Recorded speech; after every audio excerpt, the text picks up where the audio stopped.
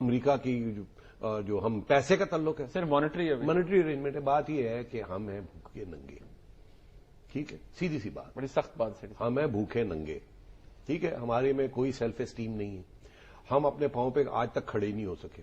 ہندوستان پہلے دن سے اپنے پاؤں پہ کھڑا ہوا, مشکل فیصلے کیے اور اپنے پاؤں پہ کھڑا ہو گیا. جیبیں کاٹی, بیلٹ ٹائٹ کی, پاؤں پہ کھڑا ہو گیا. اب خوشحالی ہے. ہم نے پہلے دن سے ہم نے امریکہ کے اوپر ڈپینڈنسی کی. انہوں نے کہا ٹھیک ہے آؤ لو. جیسے بینک لیتے ہیں, بینک سے آپ لون لیتے ہیں, بینک کے اوپر ڈپینڈنٹ ہو جاتے ہیں نا, پھر بینک مینیجر آ کے آپ کی کمپنی چلاتا ہے. اسی طریقے سے یہ ہوا. ہماری فوج نے ان سے ہتھیار لیے, پیسے لیے, کیا نہیں لیا. ٹھیک ہے, کر رہے ہیں ہم. پریشرائز ہوتا ہے اور کون نہیں ہوتا. کمزور لوگ پریشرائز ہو جاتے ہیں, مضبوط لوگ, اسٹرانگ لوگ پریشرائز نہیں ہوتے. ابھی ایران کی بات دیکھ لیں. ایران اسٹرانگ ملک ہے, اپنے پاؤں پہ کھڑا ہے. ٹھیک ہے, انقلابی وہاں حکومتیں ہیں, وہ کسی پریشر کے اندر نہیں آ رہا. اگر اس کو کوئی آنکھ دکھاتا ہے وہ واپس آنکھ دکھا دیتے. آپ نہایت کمزور ملک ہیں, انٹرنلی ویک ہیں, معیشت آپ کی تباہ ہو چکی ہے, ٹیررزم کے ساتھ آپ کمزور ہو چکے ہیں. آپ کہاں کہاں لڑیں گے, کہاں سے پیسے آئیں گے, کیسے ہوگا؟ آپ کمزور ہیں, آپ آنکھیں نہیں دکھا سکتے. اگر آپ آنکھیں دکھائیں گے تو پھر کیا ہوگا؟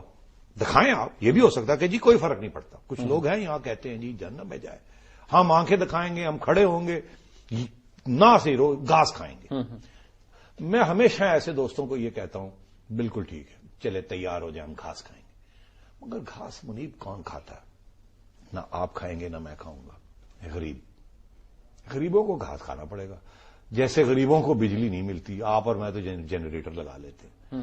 میں آپ سے عرض کر رہا ہوں, یہ جب بات آتی ہے نا فخر کی, آنر کی, یہ وہ, تو یہ آپ اور میرے جیسے لوگ افورڈ کر سکتے ہیں. آپ کہہ رہے ہیں پورے امریکہ بھی یہی کہہ رہا ہے نا آپ کو کہ دیکھیے اب آپ لڑائی جھگڑے چھوڑیں, اب مائنڈ سیٹ اپنا چینج کریں, ہندوستان سے آپ کی دشمنی جو ہے اس کو ختم کریں, اور یہ کشمیر تو ملنا نہیں ہے آپ کو, اب آپ بھی مان گئے ہیں اس بات کو, تو اب کیا لڑائی جھگڑے.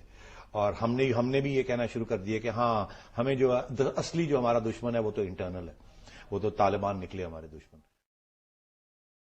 صحیح ہے, یہ بڑے لوگ یہ کہتے ہیں کہ جی ہر جگہ پہ ہماری بدنامی ہوتی ہے, یا تو ہم اپنا کیس نہیں صحیح پریزنٹ کرتے, اور انڈیا کے ساتھ دنیا کا رومانس پریزنٹ ہی نہیں کرتے. بات یہ ہے جی, میں آپ سے دو باتیں, اگین دو نہیں تو تین کر دوں اس دور.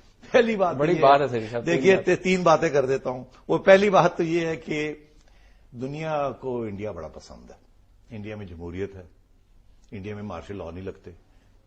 ٹھیک, انڈیا ساری دنیا کے ساتھ انٹیگریٹ ہوا ہے.